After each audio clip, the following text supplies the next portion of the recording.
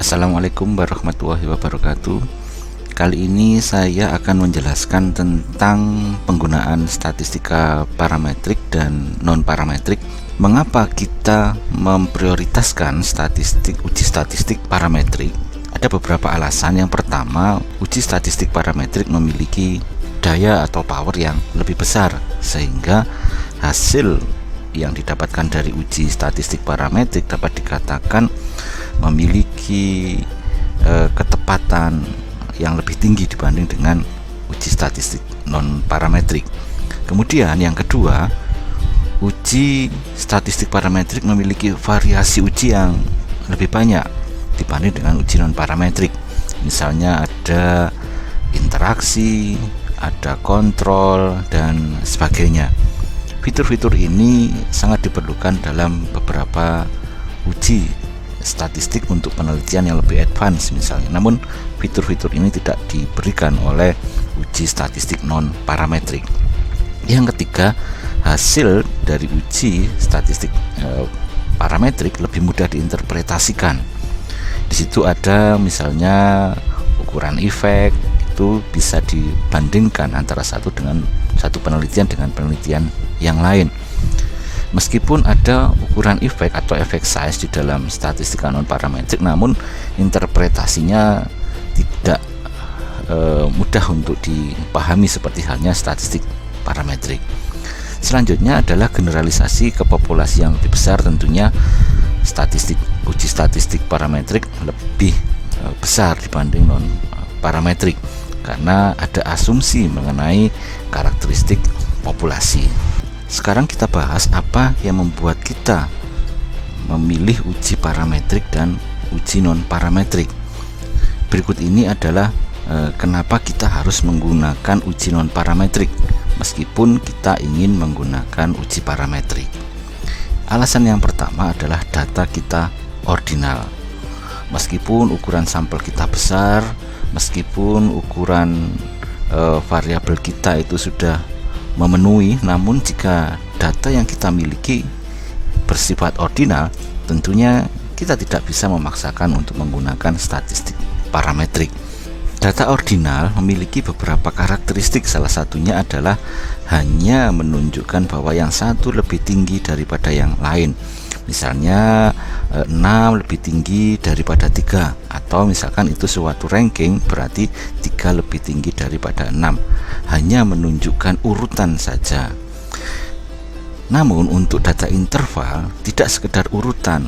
Urutan bisa menunjukkan suatu derajat kuantitas yang mengikuti suatu skala.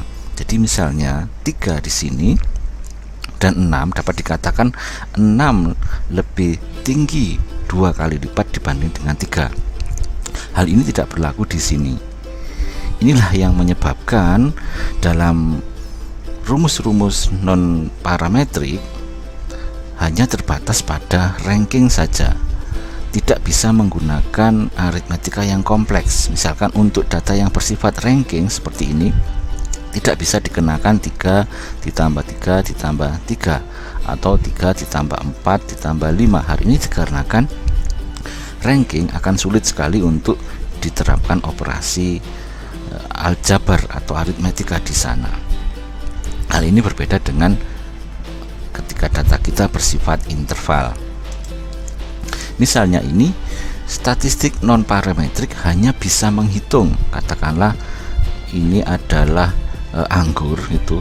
Meskipun ukuran anggur ini dan ini berbeda, kita bisa menghitungnya atau count 2. Namun hal ini tidak bisa dilakukan misalkan kita menggunakan pembobotan yang biasa dilakukan di statistika parametrik, sehingga kita hanya menghasilkan sesuatu di level count, namun tidak bisa sesuatu di level yang bersifat sum atau penjumlahan. Karena untuk melakukan penjumlahan, karakteristik harus sama, bobot harus sama, dan sebagainya. Nah, inilah yang menyebabkan rumus-rumus yang dikembangkan dengan menggunakan landasan yang berbeda ini juga berbeda. Dapat diekspresikan sebagai berikut. Jika data kita ordinal, otomatis kita akan menggunakan statistika non parametrik. Untuk menggunakan statistik parametrik kita harus melakukan penskalaan. Ada banyak cara penskalaan, ada menggunakan MSI, ada menggunakan RAS dan sebagainya. Namun jika data kita interval, kita sudah bisa menggunakan uji statistik parametrik. Kita lihat di sini, berikut ini adalah contoh sama-sama uji korelasi. Yang pertama adalah uji korelasi berbasis non parametrik, yaitu Spearman rank correlation, dan uji statistik parametrik untuk korelasi yaitu Pearson correlation. Kita lihat di sini, D ini hanya menunjukkan selisih antara rank di X dan rank di Y. Sementara pada korelasi Pearson kita lihat di sini ada akar, ada kuadrat dan sebagainya, pembagian, penjumlahan dan sebagainya. Hal ini memungkinkan karena data yang dipakai di sini adalah data yang bersifat metrik atau data yang bersifat interval atau rasio. Sedangkan data yang dipakai di sini adalah ranking yang didapatkan dari data yang bersifat ordinal. Oleh karena itu, ketika data kita ordinal, jangan memaksakan untuk menggunakan statistik parametrik karena yang dipakai adalah metrik. Kemudian ini adalah contoh, jadi cara penghitungannya berikut ini adalah ranking dari 20 pianis.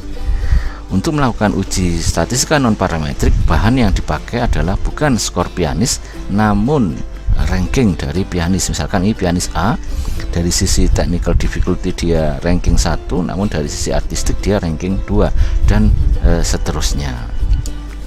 Seperti inilah kinerja dari rumus-rumus non parametrik.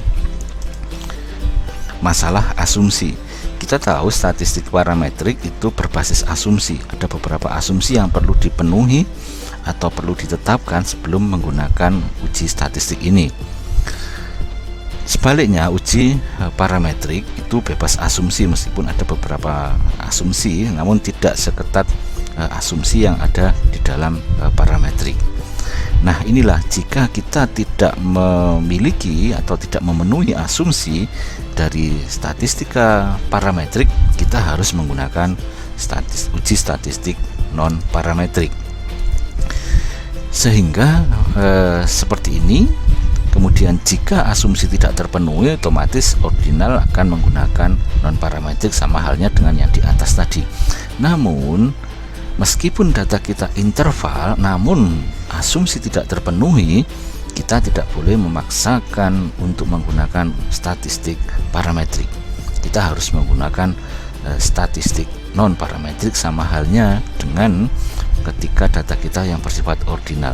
Mungkin teman-teman bertanya, loh, data saya kan interval, kenapa harus menggunakan uji non parametrik? Ya, karena asumsinya tidak terpenuhi. Dan ketika data Anda bersifat interval, analisis akan mengubahnya. Misalkan ini IQ, katakanlah dia bersifat interval. Oleh karena satu kondisi asumsi tidak terpenuhi, kemudian IQ ini diubah menjadi ranking dan seterusnya. Demikian juga data yang lain akan diubah menjadi ranking meskipun datanya bersifat interval. Nah, beberapa asumsi-asumsi yang biasanya perlu dipenuhi untuk menggunakan uji parametrik adalah misalkan pengambilan data melalui proses random gitu. Kadang gitu dalam secara praktis dalam ilmu sosial, random sampling ini sulit untuk dilakukan karena kita tidak memiliki informasi lebih akurat mengenai populasi, sehingga kadang-kadang di dalam ilmu sosial meskipun tidak melakukan random sampling ini tetap bisa diabaikan.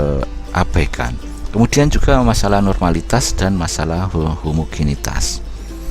Jika asumsi-asumsi ini tidak kita penuhi, baik hanya sekedar asumsi atau melalui verifikasi, kita harus menggunakan uji statistika non parametrik. Kemudian yang ketiga, ini adalah faktor yang lain kenapa menggunakan statistik non parametrik. Meskipun ukuran sampel besar, meskipun data kita interval, meskipun kita menggunakan asumsi, kadang ada faktor lain yang menyebabkan orang memilih non parametrik. Adalah aspek mazhab, kemudian ada juga tergantung dari instansi. Beberapa universitas atau profesornya cenderung menggunakan uji non parametrik dibanding parametrik, karena uji parametrik dinilai, non parametrik dinilai memiliki beberapa kualitas kelebihan dibanding dengan uji parametrik, misalkan dalam hal robustness terhadap outlier dan sebagainya. Kemudian tergantung juga dari perspektif, pengalaman meneliti, dan tradisi-tradisi keilmuan. Mungkin di bidang medis dan bidang sosial itu memiliki tradisi yang berbeda gitu. Seperti itu. Jadi dapat disimpulkan bahwa uji parametrik dan non parametrik adalah dua klasifikasi luas dari uji statistik.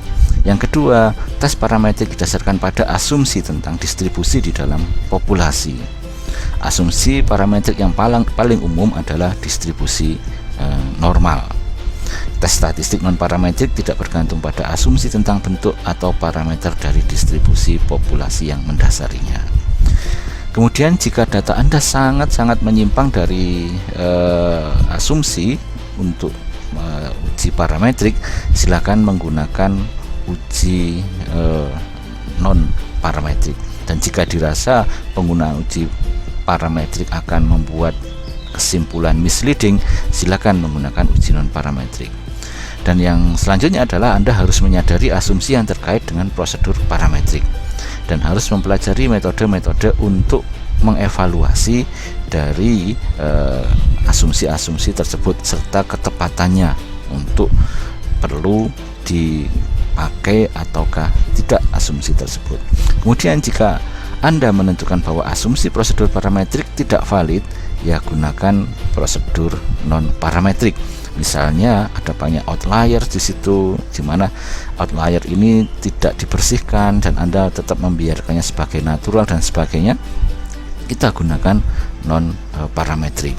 Atau misalkan distribusinya bentuknya skewness seperti ini, kemudian atau bentuk data-data yang dengan karakteristik yang lain, silakan menggunakan asumsi non parametrik. Kemudian asumsi parametrik dari normalitas sangat mengkhawatirkan, misalkan ukurannya sangat kecil, ya silakan gunakan statistika non parametrik. Kemudian tes non parametrik seringkali merupakan pilihan yang baik untuk suatu data. Mungkin sulit untuk memutuskan apakah menggunakan parametrik ataukah non parametrik, sehingga Anda perlu melihat literatur dalam kasus tersebut, statistik apa yang dipakai. Kemudian prosedur non parametrik umumnya memiliki power yang lebih kecil untuk ukuran sampel yang sama. Jadi penelitian sama-sama menggunakan 30 dan 30, namun menggunakan non parametrik akan memberikan daya statistik yang lebih besar dibanding dengan non parametrik.